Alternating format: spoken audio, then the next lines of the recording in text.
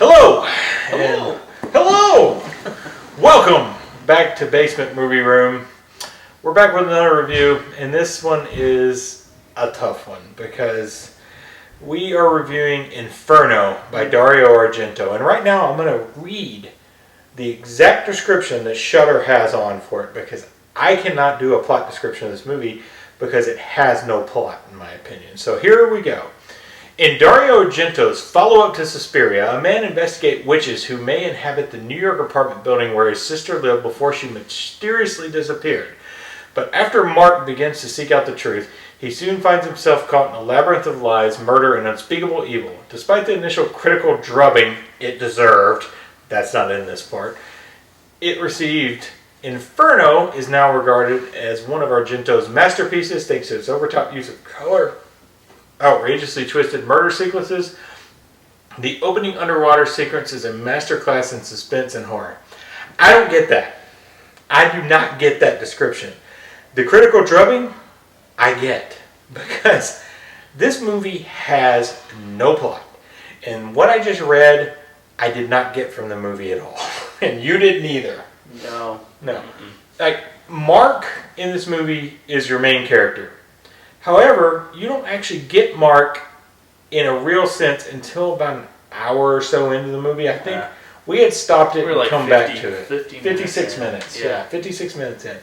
So yeah, I mean, there's witches. Three Mothers books come into play, which come to play in Suspiria. They keep showing it until they stop showing it. And then you hear Suspirium and Tenebrum, which Tenebrae is one of my favorite movies of all time. It's Argento.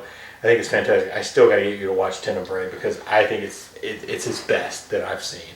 We really like Deep Red, Profondo Rosso too. We really like that one. Didn't like Phenomena so much. Phenomena is better than this though.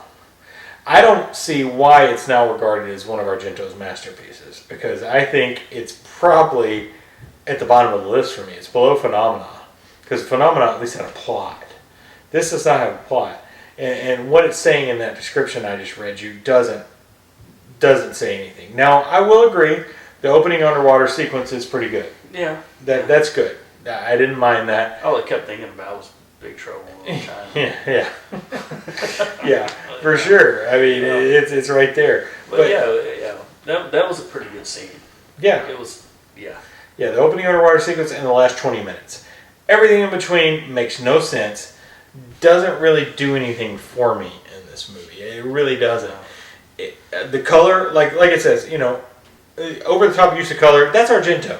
I expected that. The Argento reds, film. the blues. Reds, blues, greens. He uses them RGB. Even when he doesn't have the lights on, he still has those colors on the walls. Yeah. And, certain aspects of the room. There was that one part where I was like, oh look, it's blue here, and then he leaves that area, and I was like, it's red now. Yeah. But Argento uses color great. I love that, and that's influenced things that we reviewed before, like Beyond the Black Rainbow, who uses red all the time. Mandy uses red. That's the same director, Panos Cosmatos. Yeah. So he uses red extremely well in those movies, and it's clearly influenced by people like Argento and Gialli and things like that.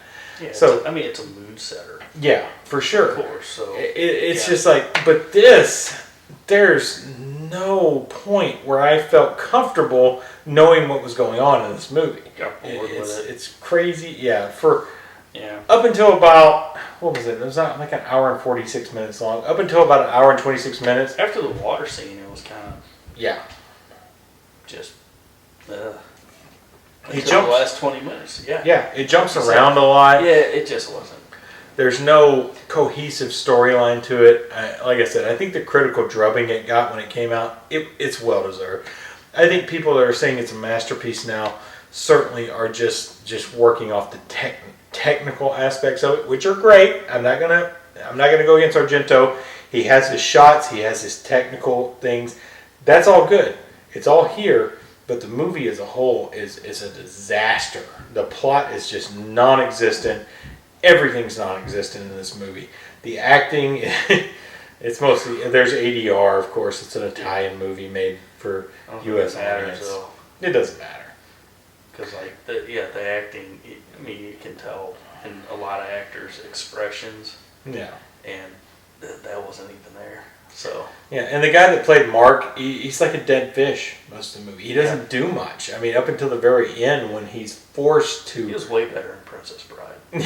Yeah, we commented he looked like Carrie Ulway. I was like, I'm gonna cut my foot off later in a movie. I was in Saw. Yeah, it's like that. And way scarier. If you watched our other review of New York Ninja, you know we just like to imagine actors are other people because we imagine other actors are magicians. They're magicians. David Copperfield, no, musicians. But yeah, he definitely has Carrie Ulway's look in this.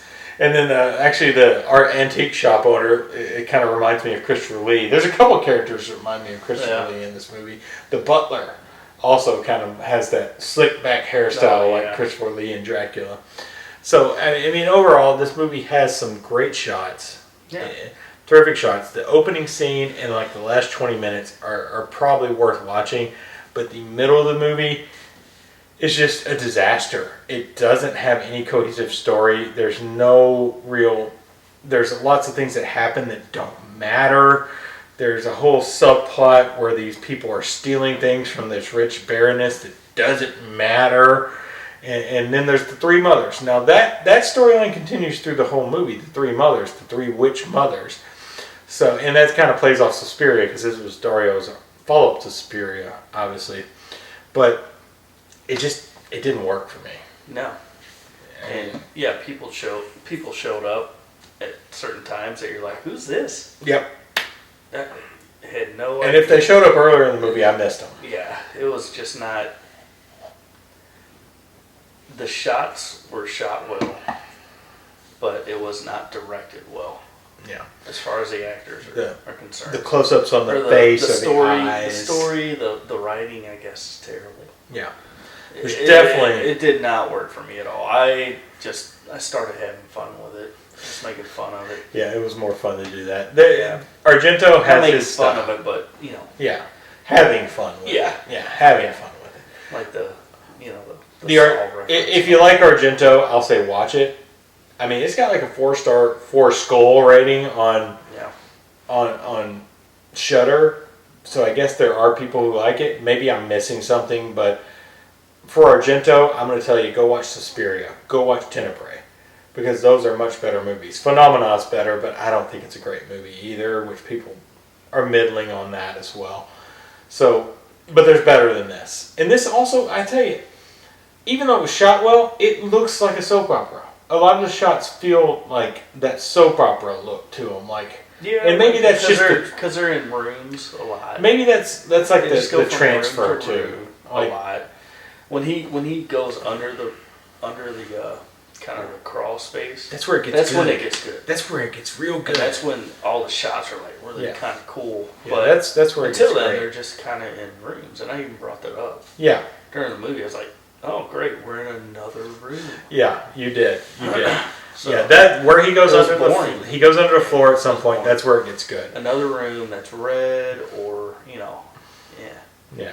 Didn't work for me. Yeah, it didn't work for me. I think you're going to rate it lower than I am ultimately, but that's because I'm going to give it credit for being Argento and having those close-up eye shots. And he loves those close-up. Oh man, shots. Oh my I have to talk about the cat scene because there are clearly people throwing cats in this scene, and I think you even saw a hand at some point. I was like, I think I saw it too. But yeah, there's a scene where cats are attacking the Baroness, one of the characters in the movie, which I'm shocked to even remember that. Cats. But cats are just being thrown at her, like real cats. These are living cats being thrown at her, and you know she got scratched by these cats. And then there's the rat scene, which makes no sense. We're never actually privy to why that happened. That was the longest scene. It's so long. That's the problem. I think it dwells on some stuff. The guy was on crutches too, so it made it even longer. That was Calanian Antiques. I see it on the screen here. The antiques dealer who is drowning a bag of cats and gets killed by rats, and a hot dog salesman. Yeah. Very weird scene. It doesn't make any sense. Yeah. Like most of this movie. So I mean I don't feel any need to talk about this that much more. It's not one of Argento's best in my opinion. You can certainly do better in Argento, and we'll probably watch more Argento. The score wasn't even that good. Score's not great. There was one moment when he went under. Yeah. The floor. It got good parts. That was good music in right there, but the credits score, the credits song was good as well. But I don't think Goblin did this one. Goblin did most of Argento's movies, including Tenebrae. I think he did Suspiria, but I don't think Goblin did this one. Didn't sound like Goblin's terrific. They do a lot of good work. Claudio Simonetti's still around and doing Goblin's music, so definitely check out Tenebrae's score if you like music like that.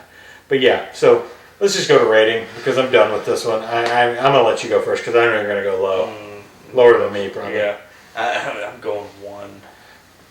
That's understandable. I did not enjoy this movie at all. It's understandable. I was just like, I was pretty lost with it. Yeah. You know, people just popped out of nowhere. I didn't know who they were. No character building whatsoever. Music was terrible for me. And, there was about 30 good minutes of this whole movie. It's an hour and what? 46? 46? I think it's an hour and 46. So, yeah, it was about 30 good minutes. Yeah. So I agree with that. 30 good minutes. It's a 1 for me. Yeah. I understand that completely because I'm giving it a 2 because I did enjoy the shots and things like that. The reason that people do like this movie, I think, is the cinematography and things like that. It's Argento. It is what it is. Yeah. A 2 is where it deserves, in my opinion. So far, though. 30 minutes, I'll completely agree. 30 minutes of this movie are really good, and then there's about an hour and 15 that are just ridiculous. No character building. You brought that up. No character building. You never get attached to any of the characters, and there was no point to some of the characters. Some of the characters are just there to die. Yeah. And that happens in movies, but that happens in slashers, not in like suspense thrillers, which is what this is supposed to be. So, 2.0, 1.0, not great. Rough. Feel free to check it out if you like Argento's cinematography, but otherwise, I don't think it's worth watching. Yeah, he has better. Yeah, much better. Yeah. Watch Profondo Rosso, aka Deep Red, or Tenebrae, which I'm going to make you watch soon. And we will see you next time on Basement Movie Room.